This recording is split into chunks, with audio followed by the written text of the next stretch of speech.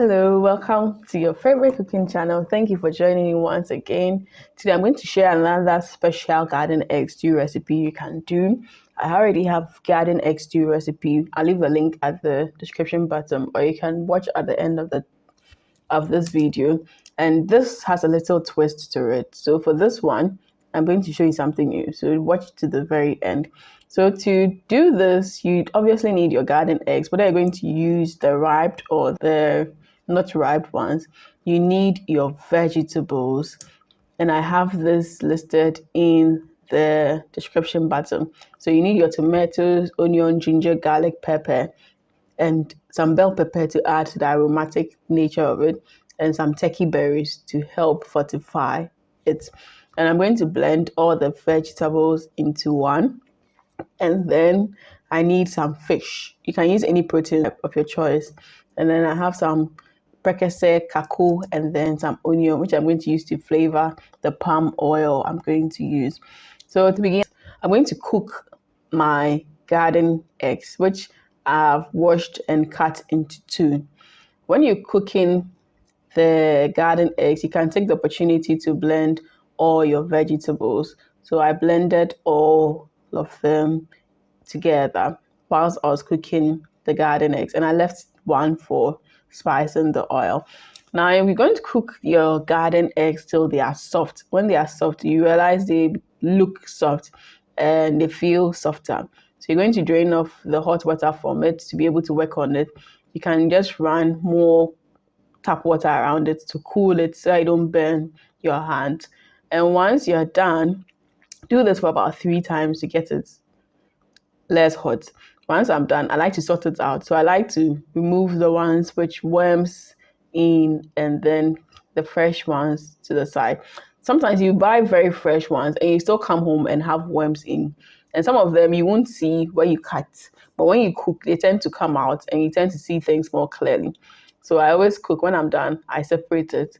And then what I do is to remove the skin and the seeds from it. Sometimes you may not want to add the seed and skin because they can be a bit bitter. And the skin can be very tough to get very smooth.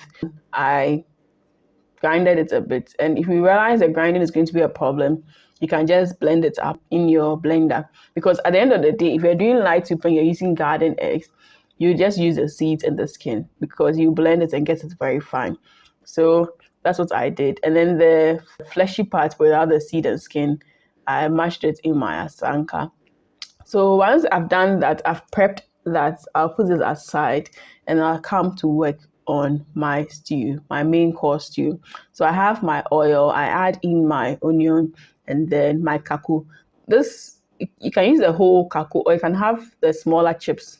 So I keep saying these days, you don't need to overly cook your vegetables. So once your onion and all those ones go in, you can just add your blended spice because it's going to take a long while before they all cook. So don't overly cook your vegetables. Cook the onion till they are so dry before you cook the other one.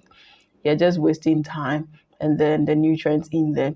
So once they cook and you realize the bubbles are going down, I add in the fish because the fish has to go in so that the flavorings will go in. You don't want to be eating and it's like the fish tastes different from the stew. They should blend and marinate perfectly. And once that goes down, the liquid in goes down. I'm going to add the blended seeds and skin to it.